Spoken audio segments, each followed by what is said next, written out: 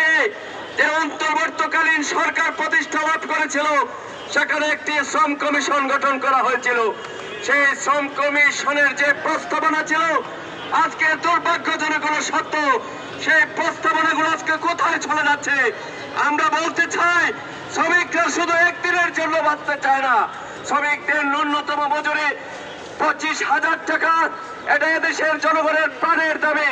কিন্তু আমরা বলতে চাই, আজকে শ্রমিকদেরকে ছাঁটাই, কলকারখানা বন্ধ, বিশেষ করে রাষ্ট্রায়ত্ত চিনি কলগুলো, পাট কলগুলো সব বন্ধ করে দিয়ে বাংলাদেশে লক্ষ লক্ষ শ্রমিককে আজকে বেকারত্বের অভিশাপের দিকে ঠেলে দেওয়া হয়েছে।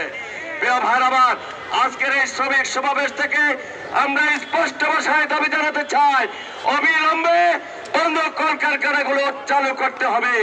দ্বিতীয় যে কথাটি বলতে চাই, বর্তমান গণপ্রজাতন্ত্রী সরকারের বাংলাদেশের প্রধানমন্ত্রী তারেক জিয়া সাহেবের উদ্দেশ্যে আমরা আহ্বান করতে চাই, আপনি বাংলাদেশে আজকে ফ্যামিলি কার্ডের ব্যবস্থা করছেন, কৃষক কার্ডের ব্যবস্থা করছেন, আমরা আপনাকে ওয়েলকাম জানাই, কংগ্রাচুলেশন জানাই। কিন্তু মাননীয় প্রধানমন্ত্রী বলে গেলে চলবে না। এই বাংলাদেশে আপনার আগমনকে নিশ্চিত করেছে প্রায় 300 শ্রমিক জুলাই গণঅভ্যুত্থানের জীবন দিয়ে। আমরা আজকের এই প্রোগ্রাম থেকে দাবি জানাতে চাই, অবিলম্বে বাংলাদেশের মোট জনসংখ্যার অর্ধেকের বেশি 8.5 কোটি শ্রমিকের জন্য 8.5 কোটি শ্রমিক কার্ড চালু করতে হবে।